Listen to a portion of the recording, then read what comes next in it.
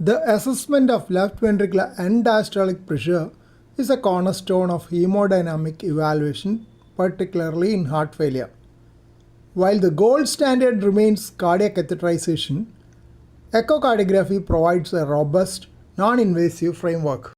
The primary method for estimating left ventricular end diastolic pressure, or its surrogate, the pulmonary capillary wedge pressure, involves evaluating the relationship between mitral inflow and myocardial relaxation, that is the E by E prime ratio. This is the most widely used index. It correlates the early diastolic mitral inflow velocity E with the early diastolic mitral annular velocity E prime. Normal E by E prime will be less than 8, usually implies LVEDP less than 12 millimeters of mercury.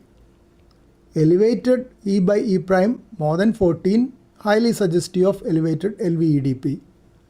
The gray zone is 9 to 13, which requires additional parameters.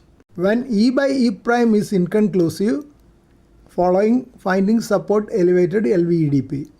Left atrial volume index LAVI more than 34 ml per square meter. Peak TR velocity more than 2.8 meter per second indicates elevated pulmonary artery systolic pressure. Mitral L wave, presence of a mid-diastolic flow wave, suggests significantly delayed relaxation and elevated filling pressures. If significant valvular regurgitation is present, we can use the Bernoulli equation, that is 4V squared, to derive pressures at specific points in the cardiac cycle. Aortic regurgitation jet. The end diastolic velocity of the AR jet reflects the gradient between the aorta and the LV at the very end of diastole. LVEDP is equal to diastolic blood pressure, that is cuff pressure, minus 4 times the square of end diastolic AR jet velocity. While the peak MR jet informs systolic blood pressure, the negative dP by dt, rate of pressure fall, can indirectly suggest LV compliance, though it is less commonly used for a direct LVEDP number. Left atrial reservoir strain has emerged as a sensitivity marker.